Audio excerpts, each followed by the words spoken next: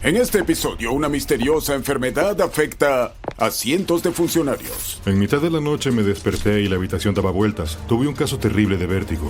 Estaba aterrorizado. Las investigaciones en curso plantean más preguntas que respuestas. Está causando mucha confusión, frustración y empieza a parecer que están en una especie de thriller malo de espías. Revelamos las principales teorías detrás de esta extraña epidemia. Esto podría haber sido causado por algo que ya estaba dentro de las dependencias del personal de la embajada. Estos productos se han utilizado en algunos de los ataques químicos más mortíferos del planeta. ¿Alguna potencia extranjera pudo haber desarrollado una nueva arma sónica? ¿Qué hay detrás del extraño fenómeno conocido como Síndrome de La Habana?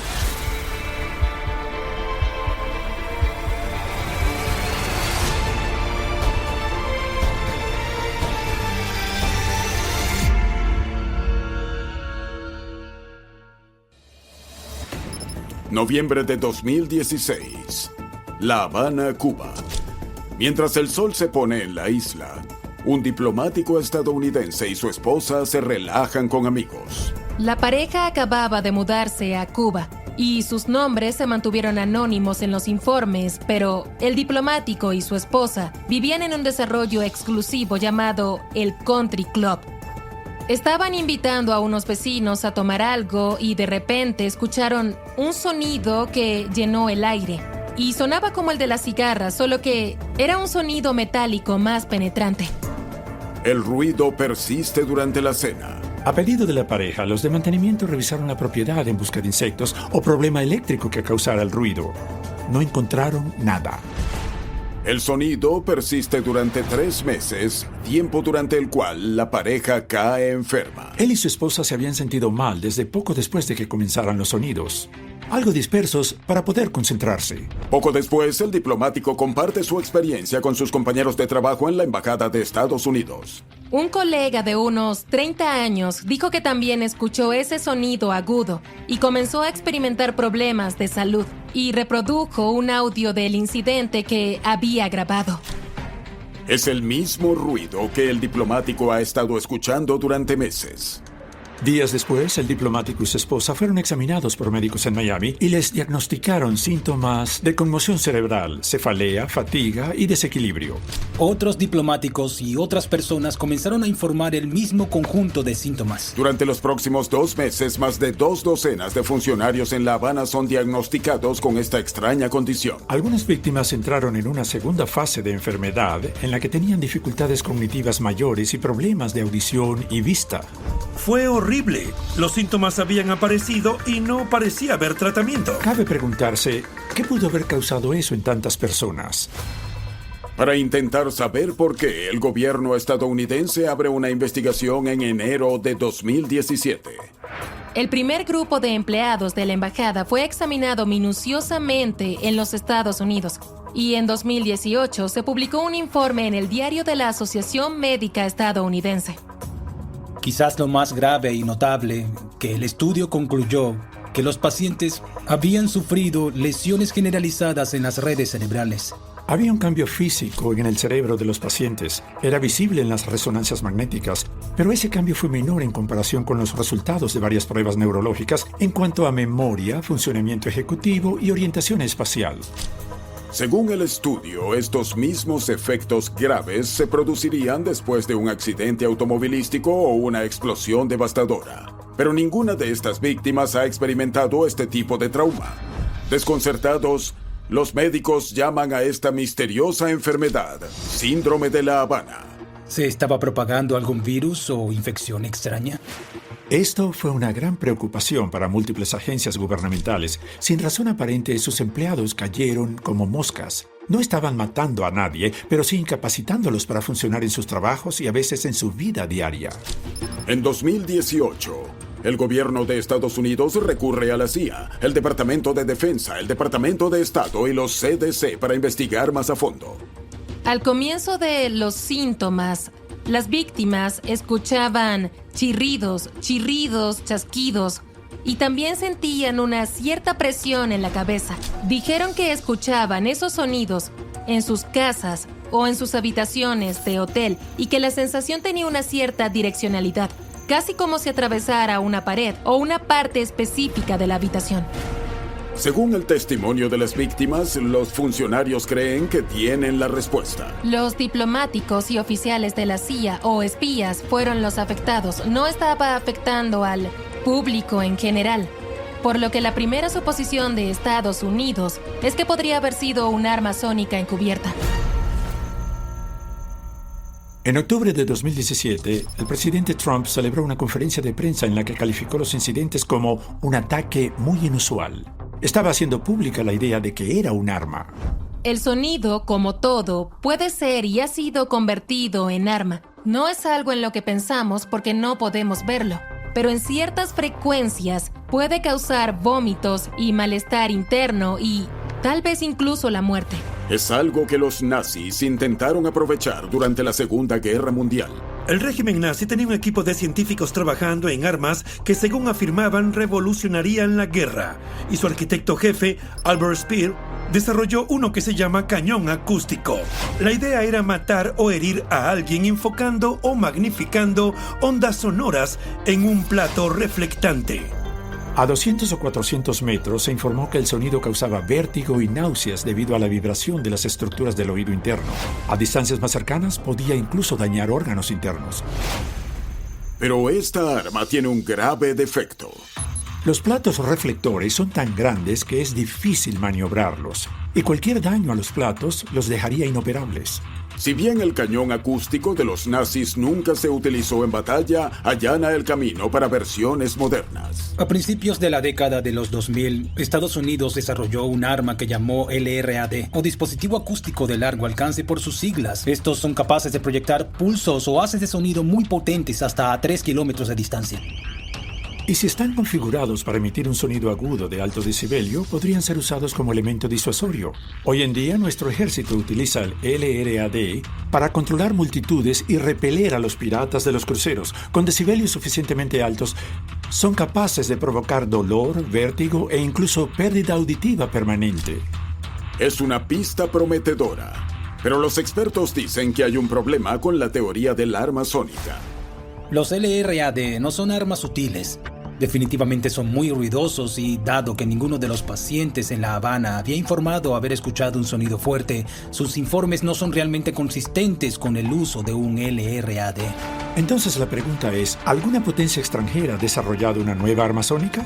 ¿Una que produzca los mismos efectos usando sonido fuera del rango del oído humano? No se han encontrado pruebas en Cuba. Pero en 2019, la Academia de Ciencias de China anuncia un prototipo de la primera pistola sónica portátil. Los chinos afirman que utilizan ondas focalizadas de infrasonidos. Estas ondas hacen vibrar dolorosamente los tímpanos, los ojos y el cerebro del sujeto. Puede afectar el oído interno, provocando vértigo. El infrasonido también puede provocar espasmos intestinales, vómitos, náuseas y afectar órganos internos como el corazón. En las pruebas de campo, según el equipo chino, produjo un malestar extremo. Esto tuvo que haber sido desarrollado y probado años antes de 2019, posiblemente incluso probado en el campo de forma encubierta. Según el South China Morning Post, se informó que este dispositivo ha sido aprobado para su producción en masa por el gobierno chino. Significa que se ha estado usando desde hace tiempo. Aún así, muchos dudan que esta tecnología sea la fuente del síndrome de La Habana. El infrasonido sería una mala elección porque se propaga en todas las direcciones. Es difícil dirigirlo a personas específicas. También afectaría al usuario del arma más que a algunos de los objetivos por estar más cerca de la fuente. Y francamente, los efectos de un arma infrasónica probablemente serían más molestos que debilitantes. En febrero de 2022, la Oficina del Director de Inteligencia Nacional y la CIA afirman que todavía existe la posibilidad de que se trate de un arma sónica en La Habana, pero sería necesario colocarla muy cerca del objetivo, es decir, contra una pared o a través de una ventana. En algunos de estos casos de La Habana, las víctimas se encontraban en instalaciones seguras alejadas del acceso público. Entonces, ¿es posible que se tratara de un arma sónica? Seguro. ¿Pero es eso probable? No. En 2016, Después de que más de 2 docenas de diplomáticos estadounidenses desarrollaran una misteriosa enfermedad llamada Síndrome de La Habana, algunos funcionarios del gobierno sospechan de un arma ultrasónica. Pero el Dr. Kevin Fu, ingeniero en seguridad informática, tiene una teoría más sorprendente. Mi laboratorio utiliza señales analógicas para entrar en sistemas informáticos como láseres, acústica y ondas sonoras. En otras palabras, el Dr. Fu se especializa en piratear algunos de nuestros dispositivos electrónicos más sensibles para identificar fallas de seguridad y protegerse contra ellas. Algunos de los ejemplos incluyen la creación de un transmisor de radio casero para incluir ritmos cardíacos fatales en un desfibrilador. Hemos utilizado punteros láser a lo largo de decenas de metros para asumir la asistencia controlada por voz. También hemos convertido los discos duros en dispositivos de escucha mediante algunos de los mecanismos del interior de los discos giratorios. Cuando el Dr. Fu escuchó por primera vez sobre el síndrome de La Habana, se dio cuenta de que parecía un fenómeno que ya había conocido antes. Su trabajo consiste en solucionar problemas electrónicos y tal vez todo se reducía a un problema técnico. El Dr. Fu cree que las condiciones del síndrome de La Habana podrían haber ocurrido sin ningún arma secreta masiva. Esta teoría afirma que esto podría haber sido causado por algo que ya se encontraba dentro de las dependencias del personal de la embajada. Según Fu, hay muchas posibilidades de que los funcionarios estadounidenses afectados estuvieran bajo vigilancia mientras estaban en Cuba, un detalle que él cree que es clave para resolver este enigma. Creo que algún tipo de accidente involuntario con un mal funcionamiento de los dispositivos de escucha pudo haber causado las sensaciones que relataron los testigos. Cuando Fidel Castro llega al poder en 1959, los diplomáticos estadounidenses no serán bienvenidos en La Habana durante casi 20 años. Pero en 1977, Estados Unidos reabrió una relación diplomática limitada para trabajar con Cuba en áreas de interés mutuo. A partir de entonces, los cubanos mantienen una estrecha vigilancia sobre cualquier diplomático estadounidense en su país. Como funcionario del Departamento de Estado, llegabas a casa y tal vez veías la televisión encendida o la ventana abierta y pensabas, ¿qué está pasando? Y luego te das cuenta de que los espías cubanos quieren que recibas este mensaje, que si crees que estás siendo vigilado, probablemente así es. Es como un juego. Hay informes variados que dicen que un agente encubierto de la CIA encontró sus neumáticos pinchados o la mascota había sido envenenada. Finalmente, en 2015, se reabre una embajada estadounidense en Cuba. Un año después, se reportan los primeros casos del síndrome de La Habana. Esta es una de las razones por las que la teoría de las armas sónicas no tuvo sentido. ¿Por qué ese ataque descarado contra funcionarios estadounidenses en el momento en que restablecían relaciones diplomáticas? Eso no tiene sentido. Eso no significa que los cubanos dejen de espiar a los estadounidenses. Todo el mundo se espía y encontramos sus dispositivos con frecuencia. Entonces, cuando miramos lo que los testigos estaban informando sobre las sensaciones en La Habana, comenzamos a pensar en todo tipo de condiciones diferentes que podrían hacer que un dispositivo de escucha produzca las mismas señales que escucharon los testigos. Si realizas una operación de espionaje, no conectas una cámara oculta a una red Wi-Fi. Tienes que hacerlo de una manera que pase desapercibida. Y sabemos que una forma en que los dispositivos espías transmiten información es a través de una frecuencia ultrasónica. La tecnología de ultrasonido se utiliza más comúnmente en aplicaciones sanitarias, detectores de movimiento y repelentes de plagas. Generalmente se considera inofensivo. Pero el equipo del Dr. Fu ha descubierto que los transmisores ultrasónicos podrían volverse peligrosos. Hay un fenómeno interesante cuando dos señales interfieren entre sí para crear un tercer tono. Este fenómeno se llama distorsión de intermodulación. Entonces, aunque el ultrasonido no es audible y está diseñado para no serlo, si dos transmisores ultrasónicos se juntan y se cruzan en el aire, pueden producir un subproducto que es bastante audible para el oído humano. El equipo del Dr. Fu puede replicar este fenómeno creando el mismo chirrido metálico grabado por los diplomáticos estadounidenses. Al escuchar las grabaciones de audio de algunos de los incidentes y el sonido de nuestros experimentos en el laboratorio, descubrimos que las dos señales eran esencialmente idénticas. ¿Pero podrían estos sonidos enfermar a la gente? Según el Dr. Fu, es posible. No sabemos si estos sonidos en particular causaron daño, porque todos nuestros experimentos se limitaron al laboratorio y no involucraron sujetos humanos. Pero sí sabemos que el sonido puede causar daño. Puede causar náuseas, malestar interno e incluso puede causar daño al cuerpo humano en frecuencias suficientemente intensas. Pero no todos están convencidos. No tiene ningún sentido como acto intencional, al menos. Si estás espiando a alguien, no quieres que los dispositivos que estás usando para vigilancia ahuyenten a las personas a las que estás intentando espiar, que es exactamente lo que sucedió. La razón por la que el Dr. Fu y muchos otros han investigado esto es porque no hay respuestas a la causa del síndrome de La Habana. El gobierno de Estados Unidos no ha podido resolverlo. Al menos el Dr. Fu ha replicado el ruido y eso es más de lo que la mayoría de la gente ha logrado. Parte del proceso científico consiste en explorar muchas hipótesis diferentes, algunas de las cuales pueden resultar incorrectas o menos probables. Pero esperamos que la investigación realizada nos ayude a acercarnos como una comunidad a una conclusión para resolver este misterio. Inicialmente, el misterioso síndrome de La Habana solo afecta a los diplomáticos estadounidenses en Cuba. Pero en marzo de 2018, los diplomáticos de otra embajada en La Habana son víctimas. Le pasó al personal de la Embajada de Canadá. Esto es extraño porque esta embajada está a 5 kilómetros de la de Estados Unidos. Es decir, no están justo al lado.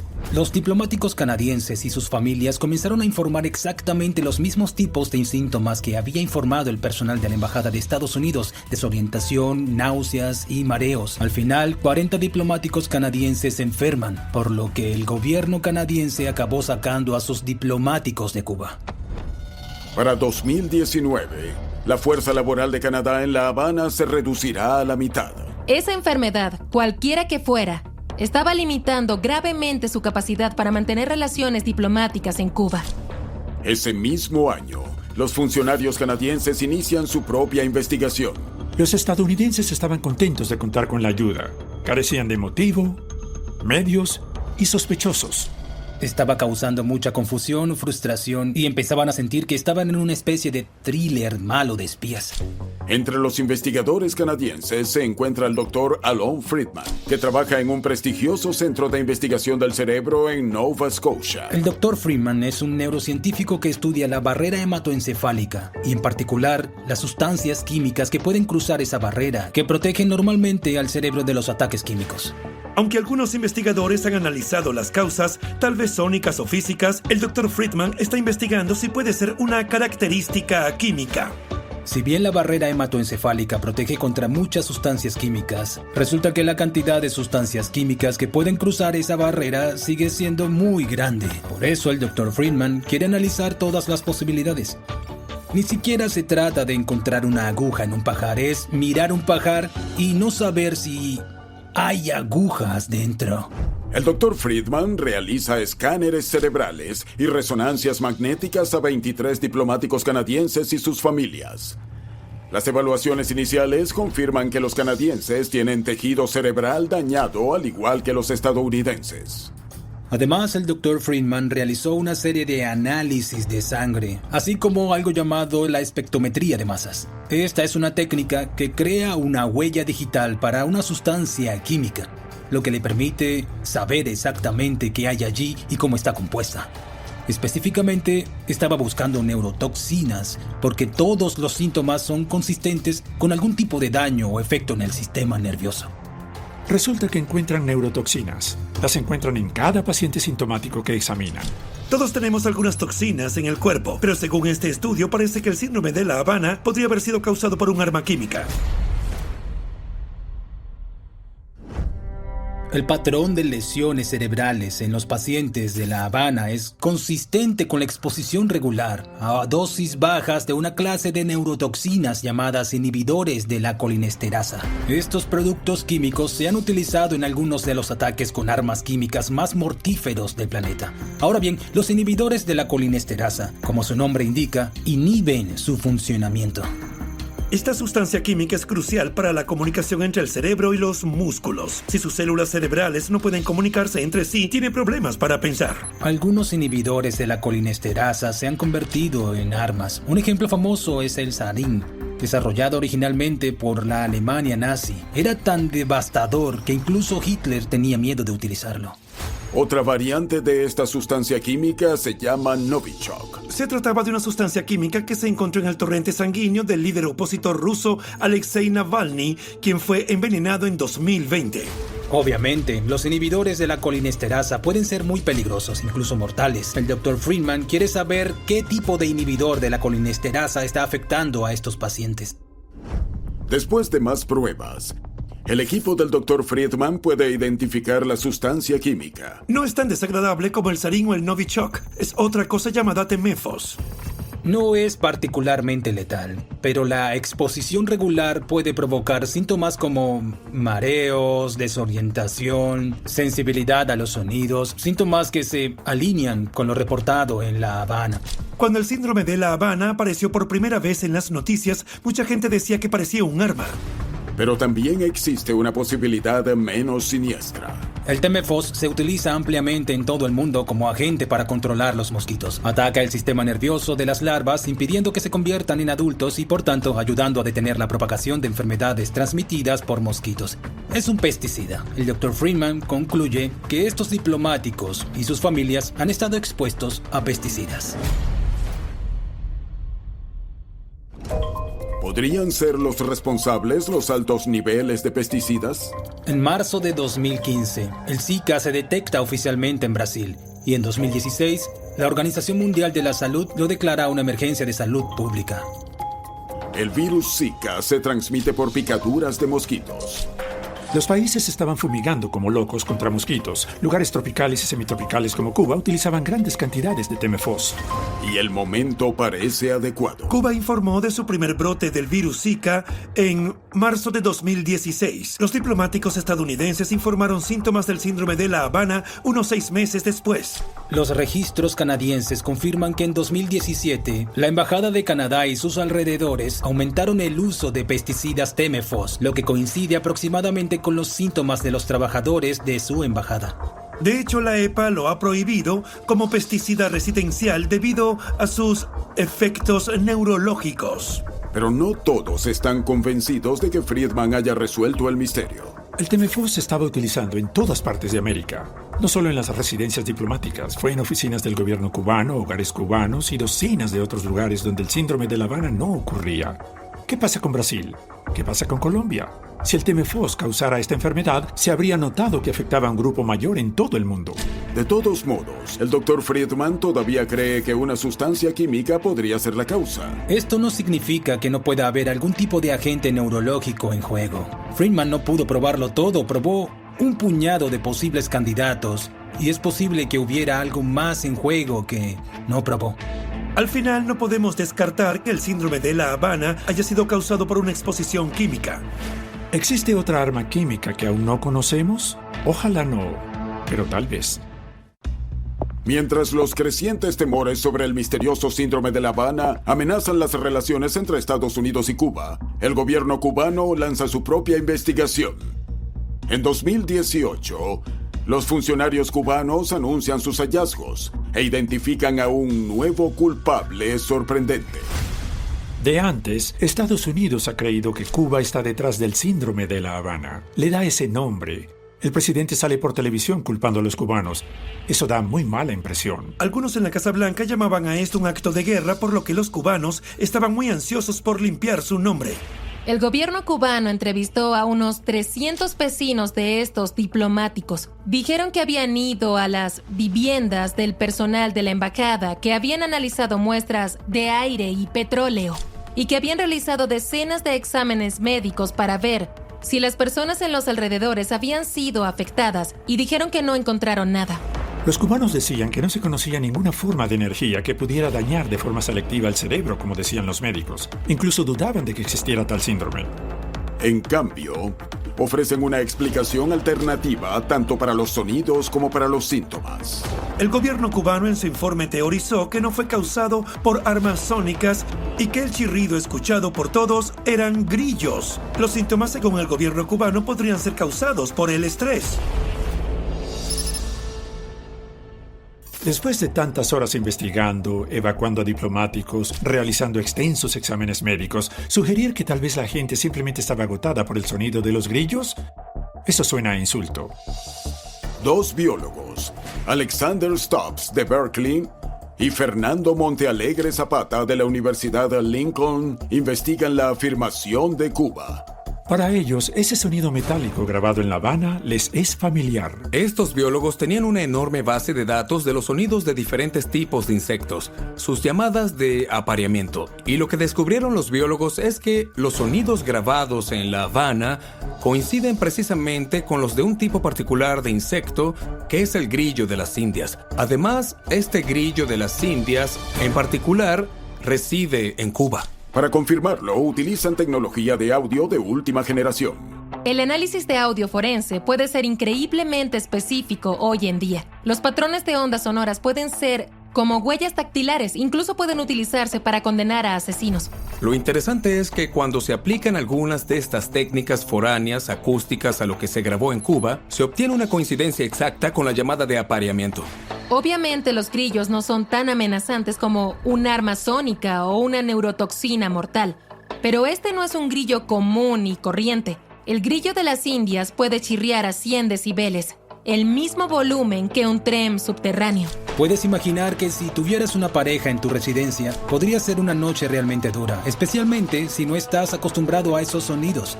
Si eres de otro país y es la primera vez que lo escuchas, podría ser muy perturbador. Según el informe cubano, los grillos pueden estar magnificando el estrés que ya están experimentando los diplomáticos. El síndrome de La Habana tiene algunos signos clásicos reveladores de enfermedades psicógenas. Hay estudios que muestran que las personas que han estado expuestas a estrés prolongado tienen escáneres cerebrales similares a los de las víctimas de La Habana. Ese estrés podría perpetuarse. Después de que la noticia de una posible arma llegara a los medios, los diplomáticos se pusieron en alerta. Les dijeron que alguien podría estar vigilándolos en casa, que no durmieran ni se pararan cerca de las ventanas y que informaran cualquier síntoma extraño. Temían por sus familias y no se sentían seguros. Pero quienes padecen el síndrome de La Habana no están de acuerdo.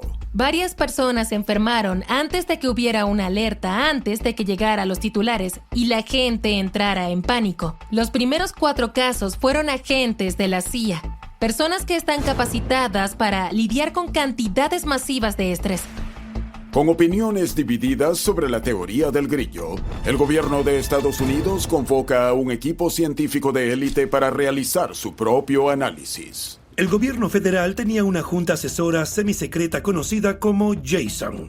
Originalmente se llamaba Proyecto Sunrise y luego cambió en referencia al héroe Jason de la mitología griega. Se formó tras el lanzamiento del Sputnik soviético en 1960.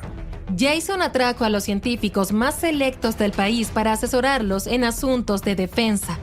Algo así como lo que vimos en la Segunda Guerra Mundial con el Proyecto Manhattan, cuando Einstein y Oppenheimer estaban investigando la energía y las armas nucleares.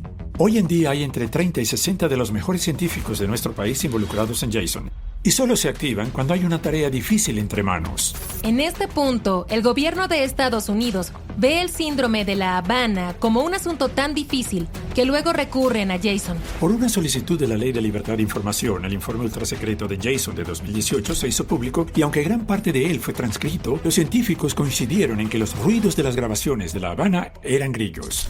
Si bien están de acuerdo sobre la fuente del sonido, no están de acuerdo sobre la fuente de la enfermedad.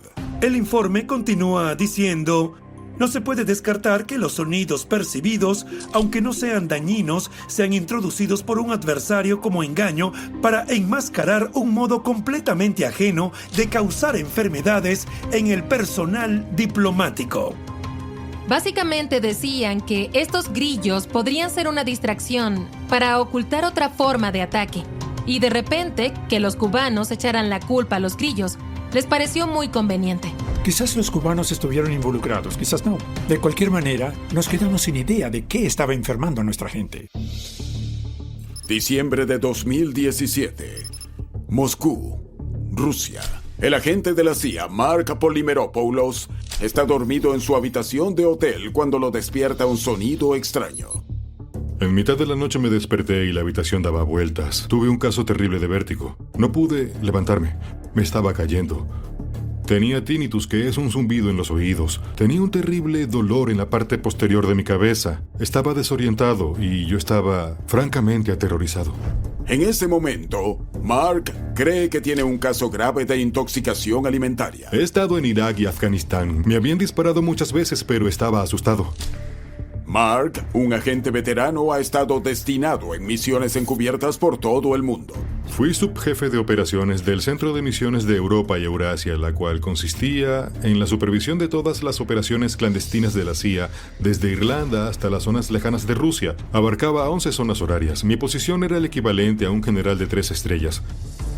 Fue un viaje de rutina donde conversé con mis homólogos de los servicios de seguridad rusos. Los síntomas de Mark desaparecen durante unos días. Estaba en un restaurante elegante en Moscú y los síntomas volvieron, sobre todo el vértigo. Sentía que la habitación giraba. Los dolores de cabeza se volvieron intensos. El zumbido en los oídos era fuerte. Y durante los últimos días de mi viaje no realicé muchas actividades. El vértigo me desorientaba tanto que decidí tomar un avión de regreso a los Estados Unidos, con la esperanza de que estos síntomas mejoraran. Sin embargo, a medida que pasa el tiempo, sus síntomas solo empeoran. Acudí a varios médicos, entre ellos alergólogos, especialistas en enfermedades infecciosas y neurólogos. Durante meses, estos especialistas no hallaban la manera de aliviar mis síntomas. Para los médicos era un misterio lo que ocurrió. Un año después, surge la noticia de una enfermedad similar que afecta a diplomáticos en La Habana. Seguía con los síntomas, me sentía realmente muy enfermo. Cuando me enteré de lo sucedido a los funcionarios de la Embajada de Estados Unidos en La Habana, pensé que pude haber experimentado lo mismo. Convencido de que existe una conexión, Mark lleva su denuncia a la Oficina de Servicios Médicos de la CIA. Fui con médicos de la CIA y pedí que me examinaran, pero luego de un examen breve de casi 10 minutos, concluyeron que mis síntomas no se parecían a los de los funcionarios que tuvieron el síndrome de La Habana. Pero lo interesante y alarmante de este caso es que los oficiales que yo conocía me decían: «Oye, algo me pasó». Sus síntomas eran similares. Les ocurrió un evento casi siempre en una habitación de hotel. Eran las mismas cosas, como vértigo, fuertes dolores de cabeza, y al igual que yo, todos estaban involucrados en operaciones rusas. Hubo resistencia por parte de la Oficina de Servicios Médicos, pero en ese tiempo sufrí confusión mental y tuve un periodo de varias semanas en el que perdí mi visión de larga distancia. Como resultado de esto, no pude continuar mis funciones y a mediados de 2019 tomé la decisión de jubilarme. Mark cree que puede ser uno de los primeros en experimentar el síndrome de La Habana fuera de Cuba.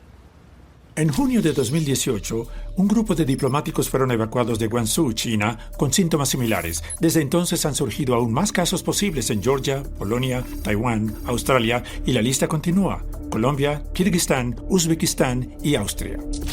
Incluso se han reportado casos en suelo americano. Se han reportado al menos 2 casos del síndrome de La Habana en Estados Unidos, incluido uno en el lado sur de la Casa Blanca. No sabemos si estos casos están relacionados, pero algunos médicos la han denominado la conmoción cerebral inmaculada. Ahora que el síndrome de La Habana está ocurriendo fuera de Cuba, se abre una asombrosa variedad de posibilidades. No tiene que ser algo causado por algo necesariamente desarrollado en Cuba, pero sí tiene que ser algo lo suficientemente pequeño como para ser introducido de contrabando a Cuba y a otros países. Diría que si todos estos ataques en varios países están conectados, eso descarta en gran medida las teorías accidentales como pesticidas o dispositivos de escucha mal calibrados. Parece más probable que esto provenga de un país con más influencia que Cuba. No creo que tenga la capacidad de provocar tantos incidentes en tantos países del mundo. Entonces la pregunta es, ¿existe algún arma que pueda cumplir los requisitos? Algo pequeño, portátil, en manos de un gobierno lo suficientemente conectado con la política global como para obtener una ventaja al causar este tipo de pánico. Cuando los casos del síndrome de La Habana comienzan a surgir en todo el mundo en 2018, los funcionarios estadounidenses no pueden encontrar una causa definitiva, pero exespías como Mark Polimeropoulos creen conocer la fuente. No estuve en Cuba, pero al hablar con las víctimas es muy similar a lo que sentí en aquel hotel de Moscú en 2017. Polimeropoulos cree que es víctima de un arma mortal única. Por supuesto habrás escuchado la palabra microondas. La mayoría de nosotros tenemos hornos microondas para calentar alimentos. La diferencia con un arma de microondas no son los tipos fundamentales de ondas que produce, todavía son microondas. Es que los están produciendo con mucha mayor energía. En otras palabras, el sistema ha sido sobredimensionado. Hay un pequeño dispositivo en el interior del microondas que emite pequeñas señales de radiofrecuencia que calientan las moléculas. En el caso de un arma de microondas, no se trata simplemente de calentar una taza de café, sino también de tejido humano. Un arma de microondas de alta potencia puede explicar los síntomas. Náuseas, vértigo, dolores de cabeza, incluso los sonidos reportados. Realmente puede influir mucho en las funciones electroneurológicas del cerebro. A diferencia de las armas sónicas, que son muy difíciles de enfocar en un área estrecha, las microondas son muy fáciles de dirigir. Apunta una señal microondas en una dirección y así funciona. No alcanzará a la persona que lo dispara ni impactará al vecindario circundante. La tecnología de microondas ha avanzado rápidamente. ¿Es posible que se haya desarrollado un arma que pueda apuntar a un solo individuo, caber en una maleta y desplegarse a cientos de metros de distancia? Bueno, Estados Unidos ha creado algo parecido. En 2004, el Cuerpo de Marines de Estados Unidos encarga el desarrollo de un arma de microondas cuyo nombre en código es Medusa. Medusa, o Mob Access Deterrent Using Silent Audio, era básicamente una pistola de rayos de microondas no letal que podía dirigirse hacia las personas y esta podía incapacitarlas. Estas microondas pueden estimular partes del oído interno e imitar una señal de audio real. El cerebro lo interpreta como un sonido. Esto es lo que se llama efecto Frey.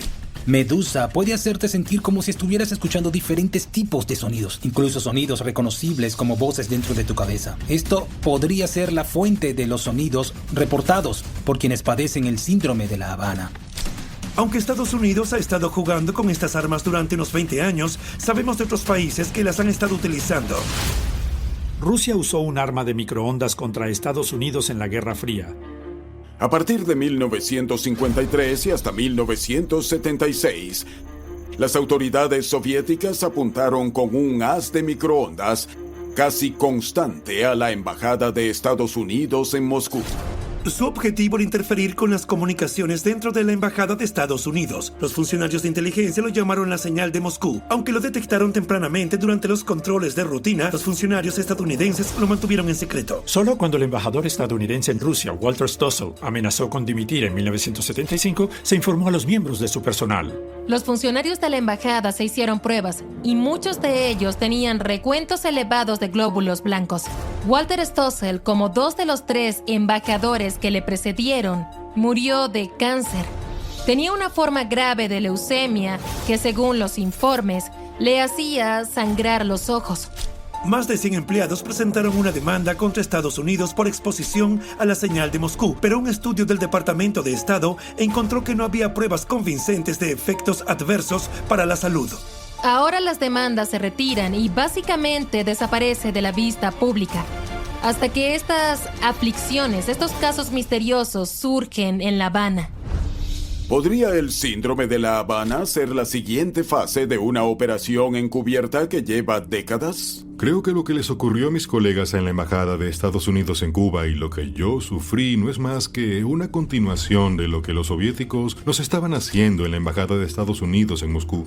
Además, tenemos otros adversarios, los chinos, los iraníes, y es muy probable que otros países lo estén haciendo. Polimeropoulos no es el único espía que cree esto. Hay otro relato que es más impactante que el suyo. En 1996, el oficial de la NSA, Mike Beck, sufre una fatiga severa y repentina mientras está en una misión en un país extranjero clasificado. Los casos de Polimeropoulos y el síndrome de La Habana tienen una diferencia de 20 años, pero Beck y su abogado creen que están relacionados. Beck no puede revelar en qué país se encontraba, pero su abogado afirmó que era una nación hostil que no era China ni Cuba. El trabajo de Beck era ir a un edificio diplomático y asegurarse de que no hubiera micrófonos ocultos, y mientras estaba allí con su pareja, encontró un dispositivo sospechoso. Al día siguiente, ambos presentaron síntomas que ahora están asociados con el síndrome de La Habana. Beck se recupera por completo, pero 10 años después, tanto él como su pareja desarrollan la misma forma de la enfermedad de Parkinson. Beck está seguro de que esto no es una coincidencia, por lo que presenta un reclamo de compensación laboral, algo que la gente hace todos los días. Solo que el empleador de Beck es la NSA, y su afirmación se basa en información ultra secreta. Increíblemente, como parte de su reclamo, la NSA le proporciona a Beck un documento que finalmente puede probar lo que en realidad sucedió.